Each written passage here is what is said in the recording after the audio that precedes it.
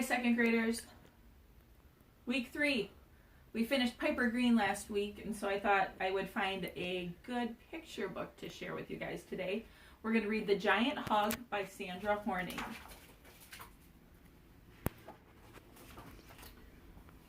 What do you want to send Granny for her birthday? Owen's mother asked. A giant hug, Owen replied. He opened his arms as wide as he possibly could to show how giant the hug would be. Do you want to draw a picture of you hugging Granny? No, Owen said. I want to send a real hug. I'll give the mailman a hug and I'll ask him to send it to Granny. They gathered their letters and walked to the post office in town. Soon they got to the front of the line and Mr. Nevin called out, "Next!" I want to mail a hug to my Granny. Will you please send it? Owen asked in the most polite voice. Well, we don't normally send hugs, but I suppose we could give it a try, Mr. Nevin said. Owen's mother wrote down Granny's address for Mr. Nevin.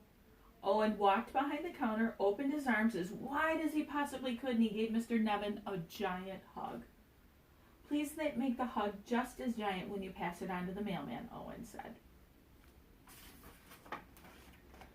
Oh, I won't see the mailman who delivers it to your Granny. I give the mail to Miss Porter, who sorts it and puts it on a truck in the big city. After that, it's put on a plane and it's flown across the country, Mr. Nevin said. Well, then you're going to have to give the hug to Miss Porter then, Owen said as Mr. Nevin carried the mail to Miss Porter's.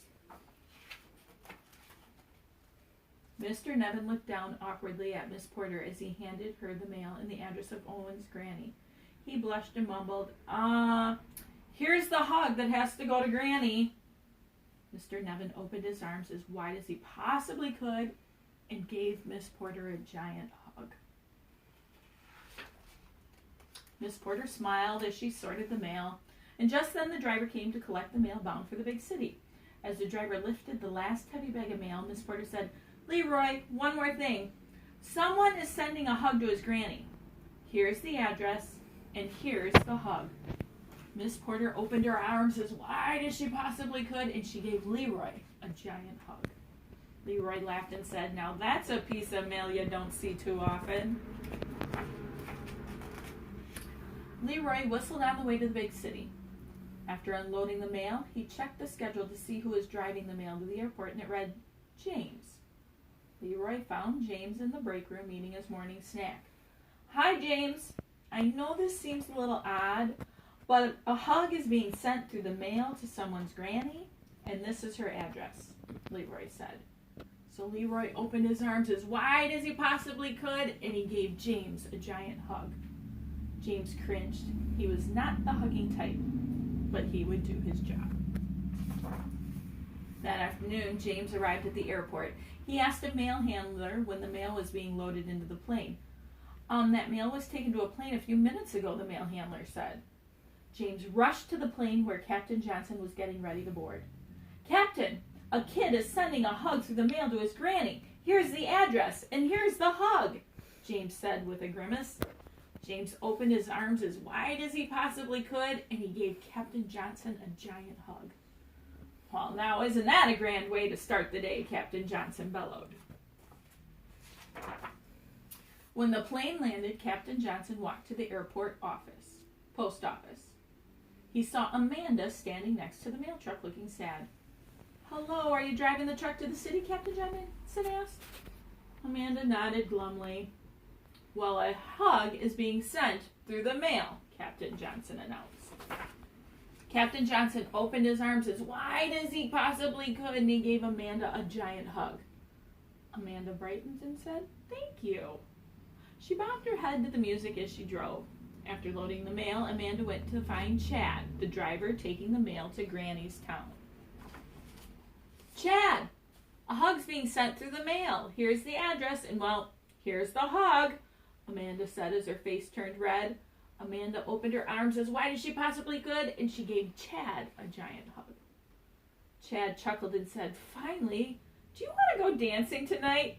I'd love to, Amanda exclaimed. Chad kicked up his heels and hopped in his truck. Early the next morning, Chad drove to Granny's town. As he prepared to return to the city, he remembered the hug. Oh, by the way, who's going to be delivering the mail to Pennyside today? Chad asked the supervisor. Shelley, but she's not here yet, Miss Greenberg replied as she adjusted her glasses. Well, please pass this along to her, Chad said. Chad opened his wide as he possibly could, and he gave Miss Greenberg a giant hug. Miss Greenberg gasped with surprise, and her glasses tilted to the side. Shelley, I need a word with you, Miss Greenberg called when Shelley arrived. A hug's being sent through the mail to a boy's granny, and you're the mail woman delivering it. Miss Greenberg opened her arms as wide as she possibly could, and she gave Shelley a giant hug. Oh, Granny will be delighted, Shelley exclaimed. Shelley stopped to smell the flowers as she delivered mail from door to door. She saw Granny gardening in the garden. Miss Lewis, I have a special delivery for you, Shelley said. Your grandson has sent you a hug. Shelley opened her arms as wide as she possibly could, and she gave Granny a giant hug.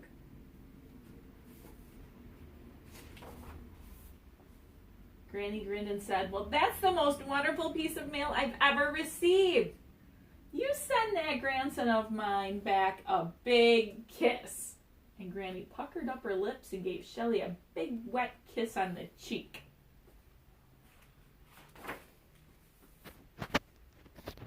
And there's Owen with his big kiss.